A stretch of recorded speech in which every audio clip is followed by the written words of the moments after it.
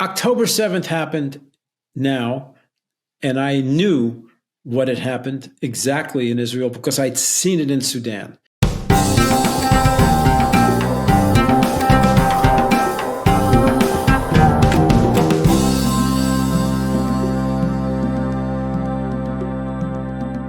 Well, welcome to the Keeping It Israel podcast again today. My name is Jeff and I'm your host. And my guest today is Dr. Charles Jacobs, president of the African Jewish Alliance. He is an author, journalist, and activist who over 2 decades has founded human rights and pro-Israel organizations, some of which have become nationally known. In 1993, he joined with African Christians and Muslims to found the American Anti-Slavery Group, flew several times illegally into Sudan on rescue missions that freed thousands of lives. And for that, Coretta Scott King presented Charles with the Boston Freedom Award for his abolitionist work. In 2008, in response to the threat of Islamic radicalism's rapid penetration of American society, Dr. Charles, along with Professor Dennis Hale and Sheikh Ahmed Mansour, founded Americans for Peace and Tolerance. Dr. Charles Jacobs has done some amazing things recently, and we're talking about this today. He's formed the African Jewish Alliance to educate the public about the Islamist onslaught against Africans today. The AJA consists of American Jews and Africans living in America whose people are under assault. Charles was once named by The Forward as one of America's top 50 Jewish leaders. He has been widely published, including in the New York Times, the Boston Globe, the Jerusalem Post, and the Encyclopedia Britannica. He's appeared on local and national television and radio, including CNN, CBS, Fox News, NPR, and PBS, and now here on the Keeping It Israel podcast. Dr. Jacobs, it's great to have you with us. Thank you for taking the time today. Well, thank you for reading that long letter from my mother. That was very nice. They're all true things, and I'm eager to have this discussion with you. Well, we want to jump in, but before I get into the awards and all the accolades, tell us a little bit about yourself. What's your background? How did you get to doing what you're doing? I was born in Newark, New Jersey, long ago, before you, long before you. And my parents were secular Jews. I grew up without much religion at all. And then when my parents were divorced and my father married somebody else who was a little bit more religious, I started to, I was bar mitzvahed like all Jewish boys should be. I went to Rutgers, Newark in undergrad. I was a lefty. As all of the good organizing people are or were, because that's where you learn how to organize. I joined the NAACP as a white friend of black people. I went to Martin Luther King's Jr.'s I Have a Dream speech. I went to college and became more of a lefty. And then I figured out that they were wrong about a lot of things. Israel was the first among many, but they were wrong about everything. And I've been working against that for a while. I was a management consultant, and I was flying back across the country to do management seminars with leaders of organizations. And on an airplane, before there were iPhones, they used to have these carts where they pushed them up and down the aisles and would give you magazines to read. This is how long ago this was. And I picked up an Economist magazine, and lo and behold, on page like 47, there was this news report that slavery in Africa, that you could buy and sell black women and children for $15. And I was shocked and horrified, that it was happening, but worse, that it was on page 47, right? Why would it be on page 47? And I was I protested apartheid in South Africa. This was slavery in North Africa. Apartheid's very bad. Slavery's 100 times worse. Mm-hmm. Where was the human rights community? Why was this on page 47? And those two questions, how could there be slavery on our watch? And how could nobody who should care about it? That was the intellectual question. And I started to get interested in that. And I never really wanted to be a management consultant. I wanted to be a journalist. And so I started to dig into this question. And that's how I got into this part of my career. You could call it a career.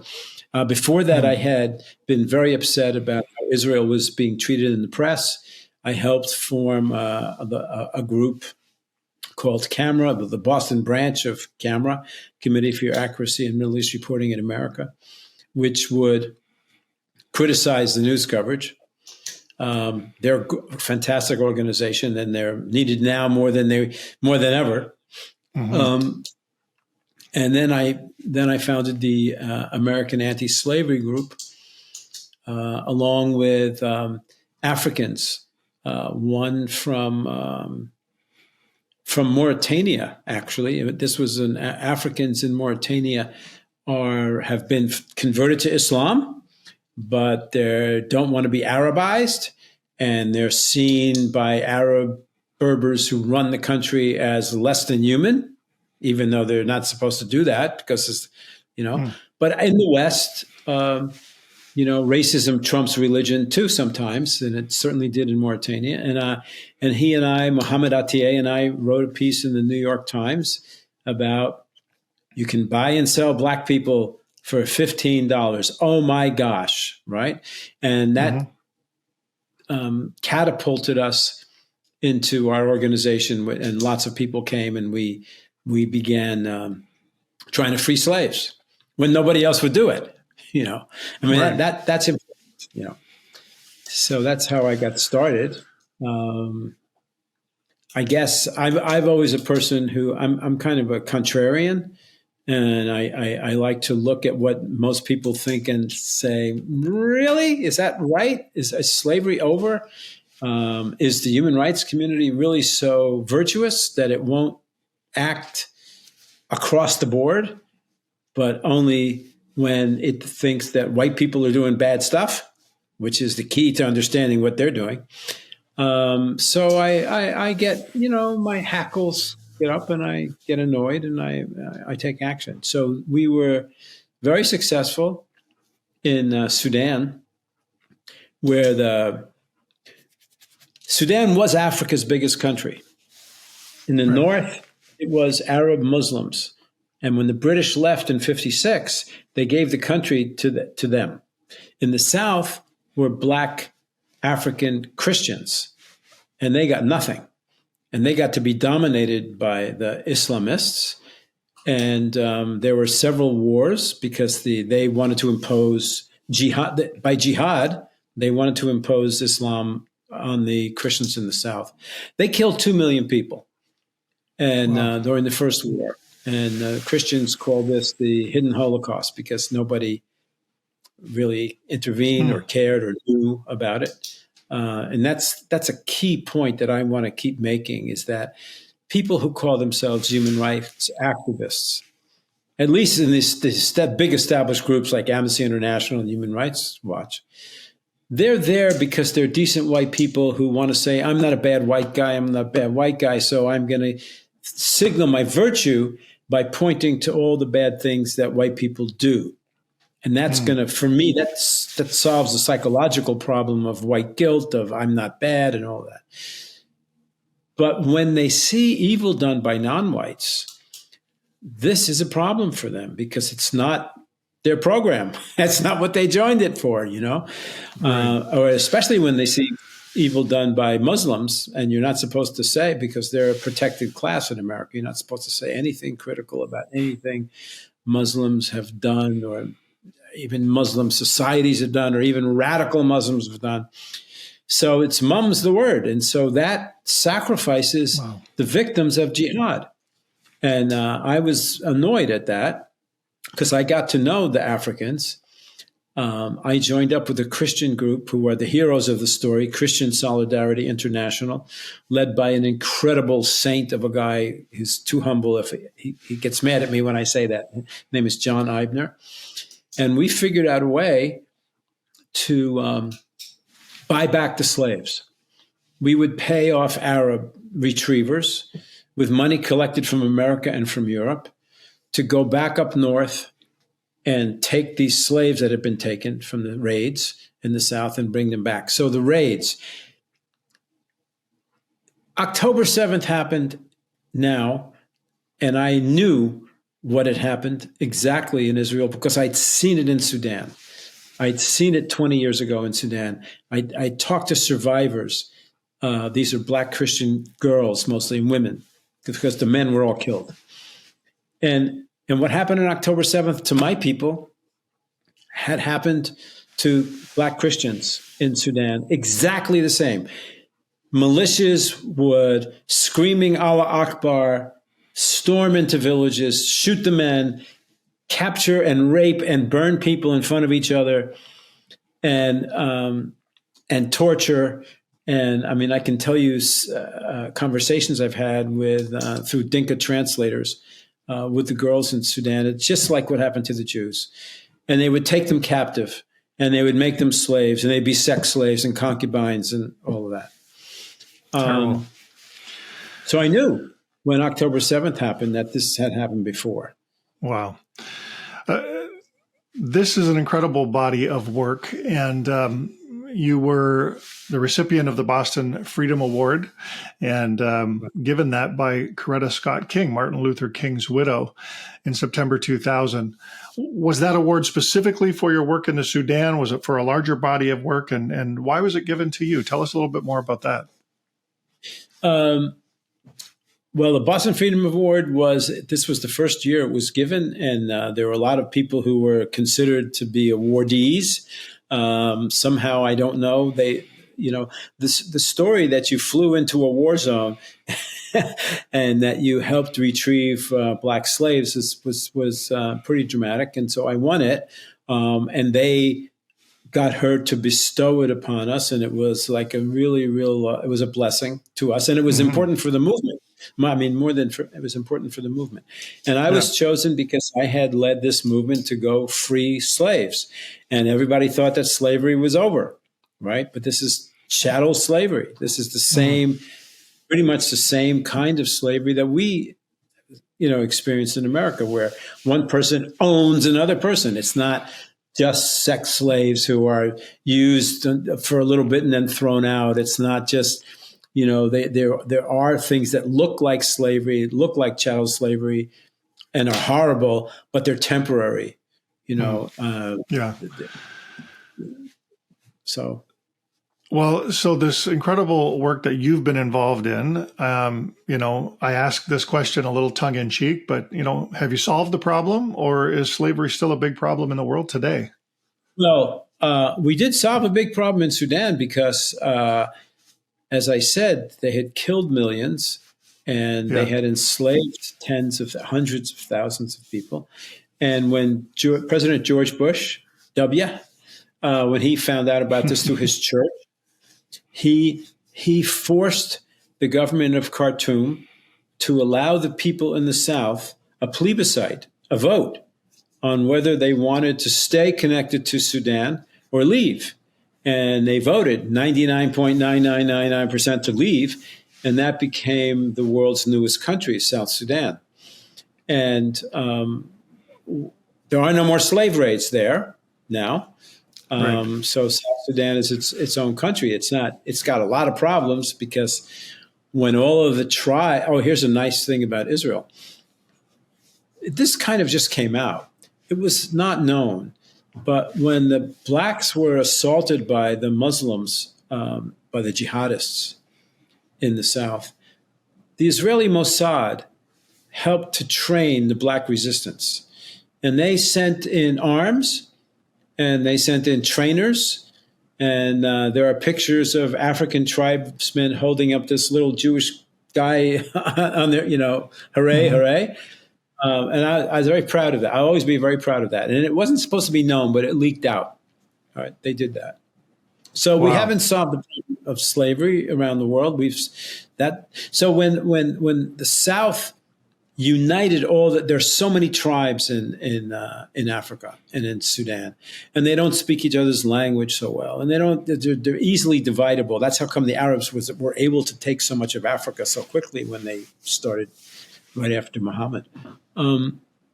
So they united to fight off. These are brave people. They were fighting with spears against guns. They were, until the Israelis gave them guns. But after the new state was formed, they kind of, tribalism reasserted itself, and there's fighting amongst them now, and it's a terrible tragedy. But there's no mass murder there's no Holocaust, hidden Holocaust or otherwise, and there's no slave raids. So you could say, in that sense, we solved it. There's slavery all through Africa, because in 9 countries, at least, that I know of, I've been learning about this more recently, there is a jihad. That is, Boko Haram in Nigeria. And this became known only to the West because Michelle Obama heard about a raid on a girls' school in Nigeria. And she got excited, and she had this big thing, #BringBackOurGirls. And that lasted for about a minute and a half. And she lost interest. Maybe she's Farrakhan spoke to her or something. I don't know. But she lost interest. But so Hamas is Boko Haram, is the Janjaweed in the north, is the same Islamist group that exists with different names in Nigeria, Sudan, Somalia, Mali, Burkina Faso, Cameroon, Democratic Republic of Congo, Niger, and Mozambique. So there is a global jihad. What happened to Israel is one front of an octopus, is one front of a global jihad, and that means that the Jews have natural allies in Black Africans. And that is extraordinarily important right now, because we've been abandoned by everybody else. And they're wonderful allies. Yeah. So what I'm hearing you say is that the mindset that makes sort of all of this possible, the mindset that allows slavery to be somehow, justified and permitted in these people's worlds, the mindset is really radical Islam that ties it all together. It's jihad sort of wherever you look. Is that what I'm hearing? That's correct. Yeah. I mean, there's an argument internally among the people who fight this, whether it's radical Islam or it's really just Islam. That's a hard argument to go. But it does. I mean, you can find in Islamic teachings that they can do this. And actually, when Hamas wants to justify what it did to the Israelis, they sometimes say the same thing. You can, these are war captives, and that women are allowed to you as the captor. And that's, so we, for example, we were thrilled about a month ago, or maybe 2 months ago now, to see that one of the Israeli girls was taken back, was rescued. And she was probably one of the most famous ones, because you could see her. They put her on a motorcycle, and she was freaked out on that October 7th. Well, they rescued her.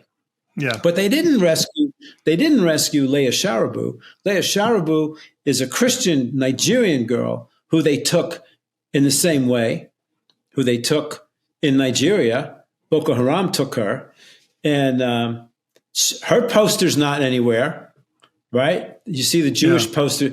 Their posters are not anywhere. So that's terrible.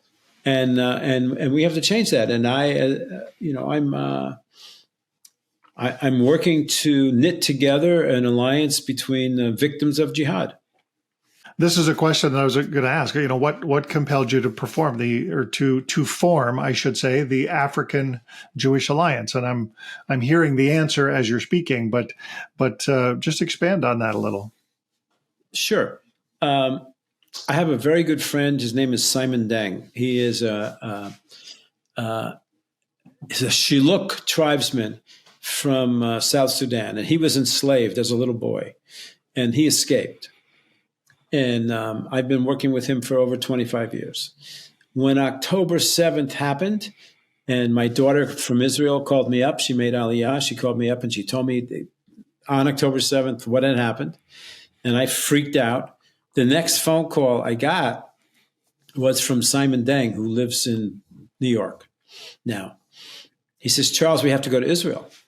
I said, now? There's a war, and what are they? We can't help them. What are we going to do? We're not going to fight. What are we going to? He says, I have to go because I was a slave like them.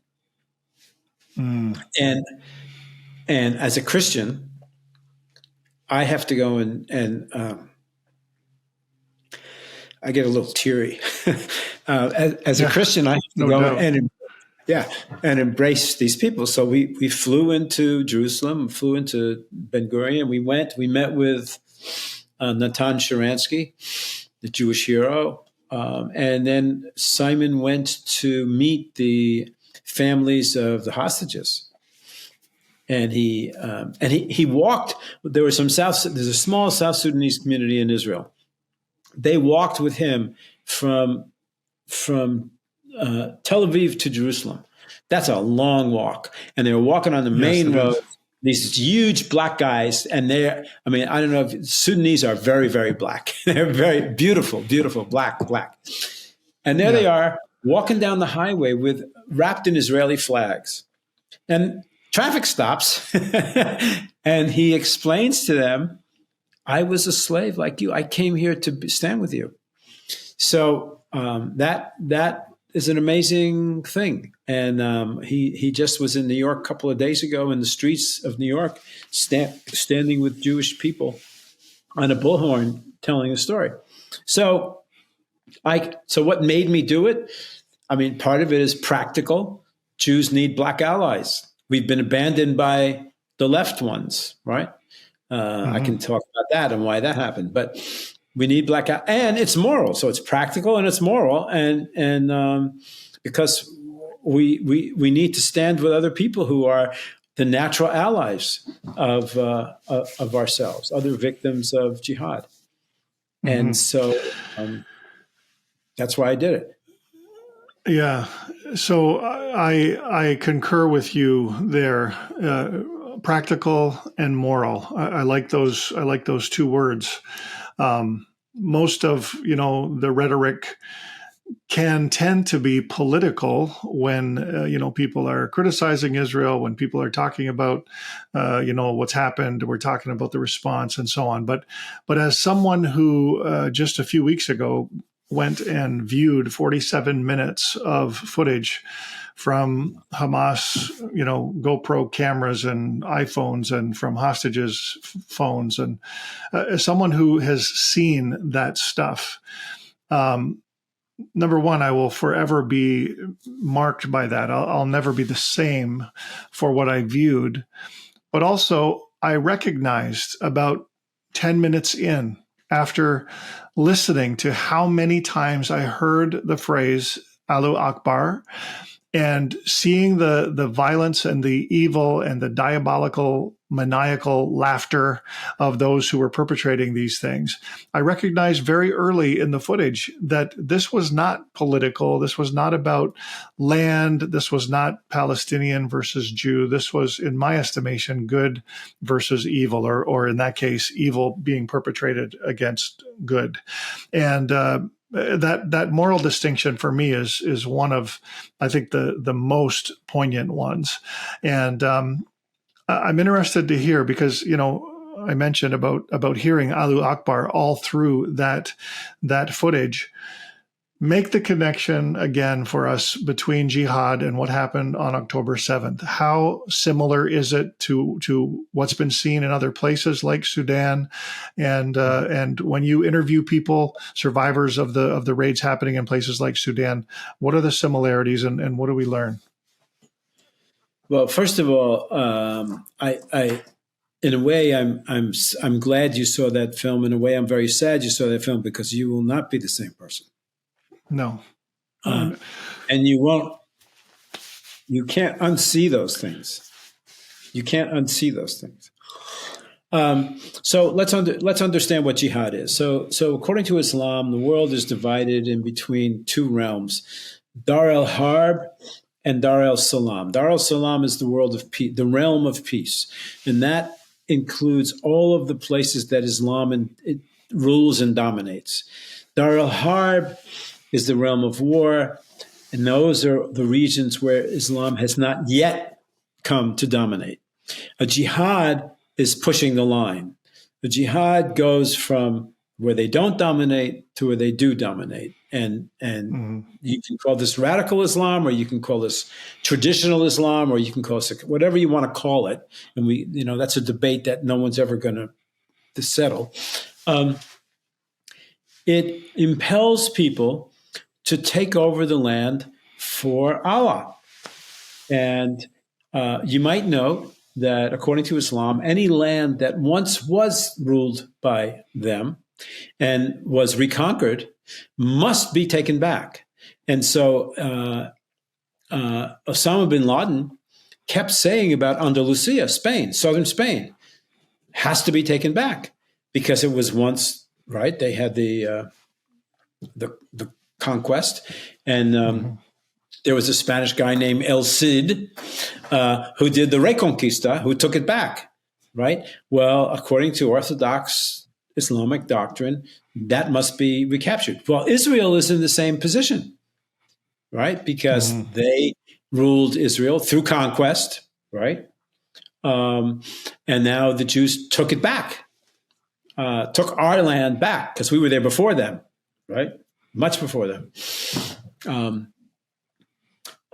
So that's what a jihad is. And it's the same ideology that drives that as is what drives the Osama bin Laden to say that we've got to take this back.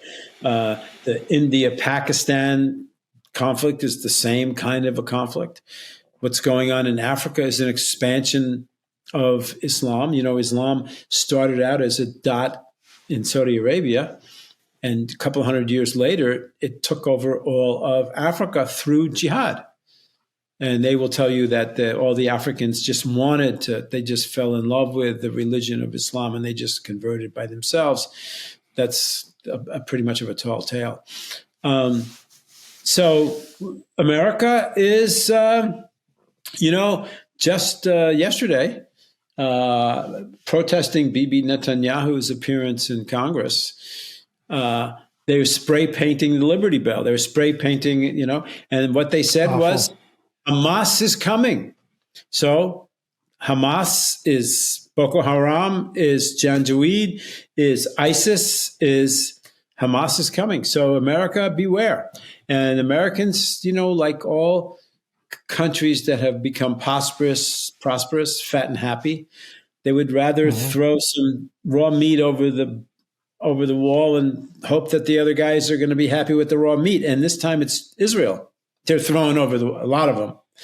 I mean, not the American people, thank God, but the leftists who have aligned with the Muslims have done that. So that's what jihad is, and unfortunately, whoever would have thought this, whoever would have. There were some people who knew this 20, 30 years ago. Friends of mine, Bat Yor, her name is. She wrote a book, Islamo. What did she call it? Eurabia, about Europe. She called it Eurabia because she knew that by importing so many Muslims, because Christianity was dying out and nobody was making babies, and somebody had to come and work to make sure that Social Security got paid for, the older guys. Well, they came, but they didn't work. And now we have a big problem there. So Wow. that's what jihad is, and so it's all tied together. It is ideologically, religiously, ideologically built into their systems, and we are their enemies. So there needs to be alliances of infidels like you and me. Yeah. Well, and when you say we, I mean Jews and Christians are the enemies. I recognize the fact that this will not stop. With Black African cultures, it won't stop with Israel. It will come for the Sunday people eventually, and it's the alarm that we've been trying to sound, not in a way that I know the debate. I use the term radical Islam, and I do that because I know lots of wonderful Muslim people who seem to mean me no harm and are kind and generous and all of those things. But I also have studied the Quran enough to know that those Muslims, and I'm almost afraid to say this a little bit, but it's like Christmas and Easter Christians. Those Muslims are not what a lot of Muslims would call good Muslims. Right. And so there is certainly the debate, but I want to make sure that we understand what's at stake here. And this idea of jihad, we're essentially saying that it was this kind of ideology that drove October 7th, that Hamas is driven by, and I think too that there's some other terminologies that we should talk about. One, you mentioned that you fought apartheid in South Africa. Now Israel is being accused of genocide, apartheid, human rights violations, racism. Do any of those accusations carry any weight in the way that you understand, those things to mean and be? No, every one of them is a blood libel. It used to be said that Jews poisoned the wells, or we use Christian boys' blood to make matzah. This is the same thing. I mean, apartheid. Give me a break. I mean, we have Arab Muslims as part of the Supreme Court in Israel. You walk down the street, you see Muslim people. There's no, the only thing that makes them different inside of Israel is that they're not required to join the army. Well, if you required them to join the army, that would be oppressive to them because they would be fighting people who, in some sense, are their people, right? So, right. No, it's ridiculous. And genocide, please, what Bibi said yesterday was all throughout urban warfare, right? The Jews are killing fewer in proportion civilians than anybody else ever did, Yeah. So this is just a lie. It's a horrible lie. I mean, think of the moral quandary. Somebody comes with a gun and he shoots your child, and he takes his own child and he puts him in front of him and dares you to shoot back, right? So if you belong to a civilized nation, you don't want to shoot that child, right? But he wants you to shoot that child because then the left wingers can say Jews want to kill children, right? And there's so many people who buy this because they've been poisoned for decades on college campuses by the left.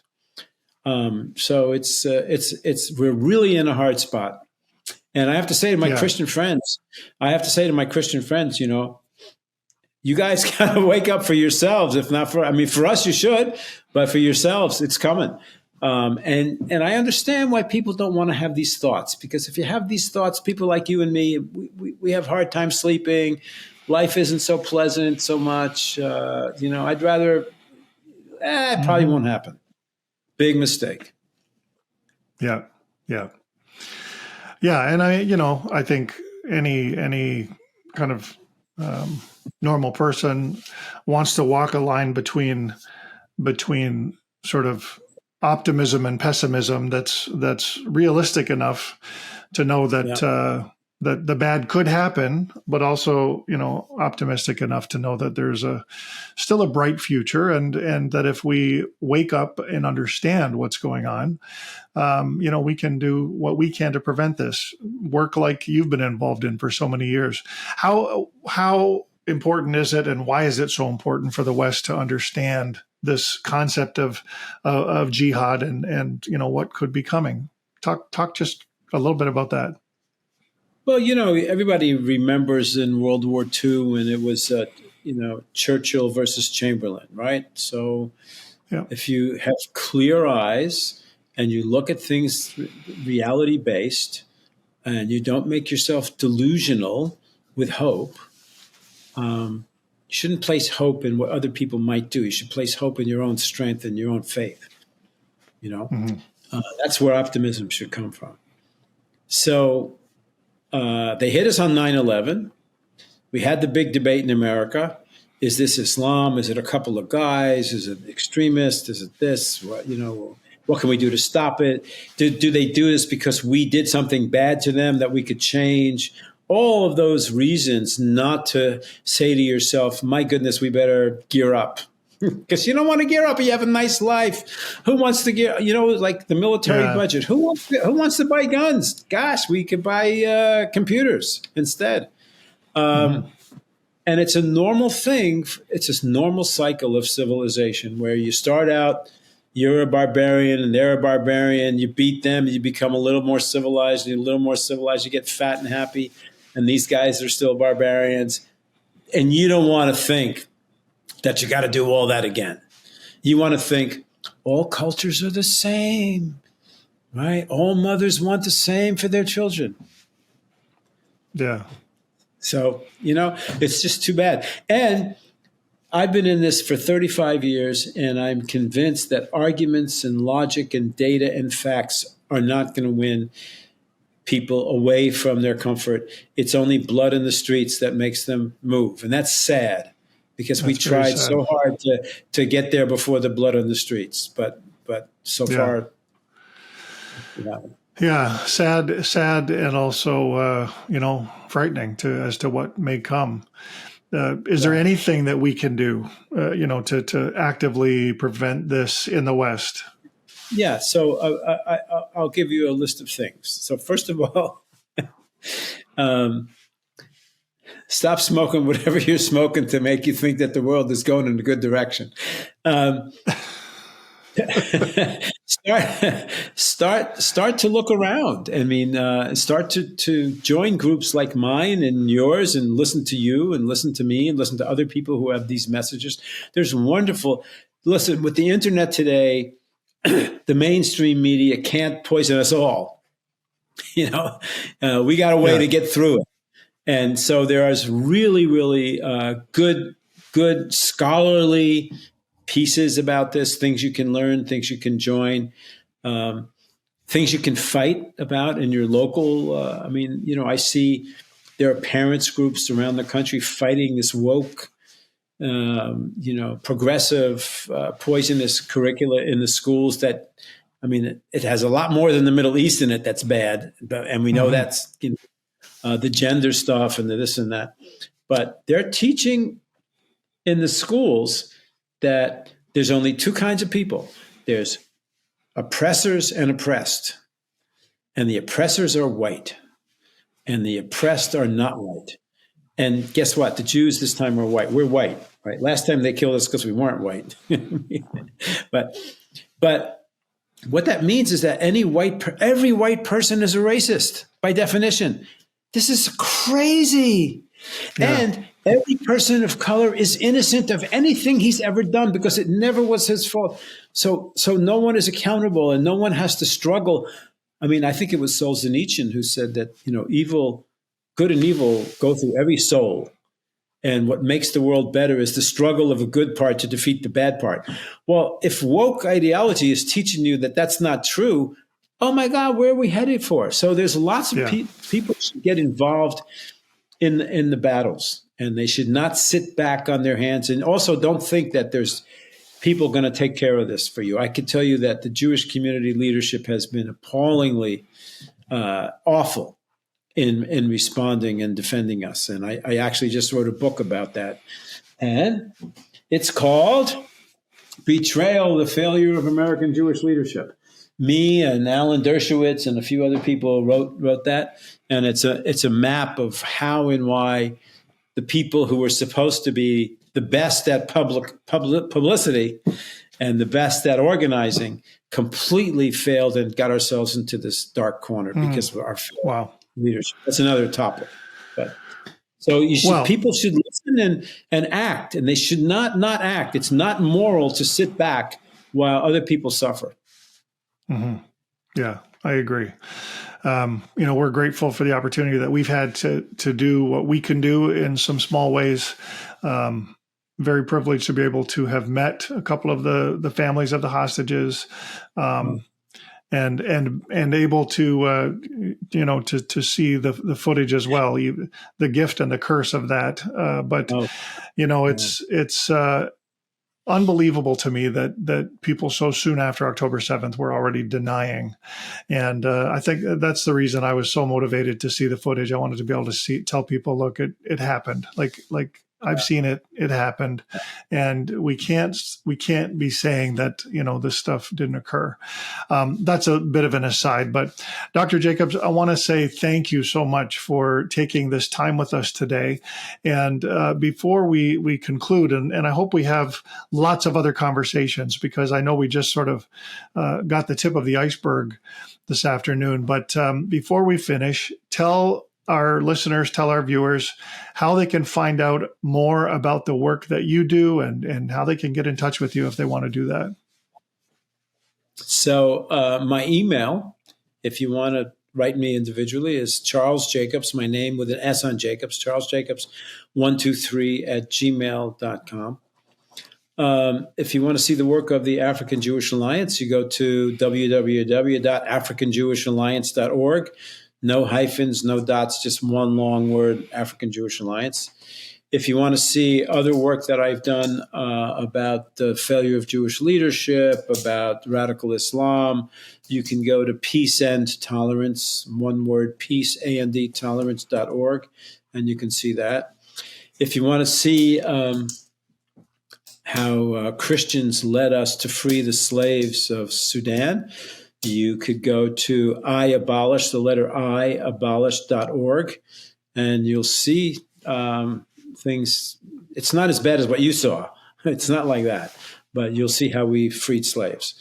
And I want to thank you. And I want to say you have really put a scar somewhere in yourself by watching those films. And it's a blessing and a curse, as you say. So I want to thank you for that. Well, I was compelled to do it. I really was. I even though I knew I didn't want to see it, I felt like I needed to, and so no heroism on my part. But I do know that I can certainly speak with confidence to anyone who might doubt that it was as bad as they thought, and be able to tell them, look, it was way worse than you thought, like way worse. And so. Anyway, great to have you on the podcast today. Thank you so much. Wonderful to make your acquaintance and to hear about your work. And like I said, I do hope we have opportunity to do this again in the future. And God bless you. Shalom.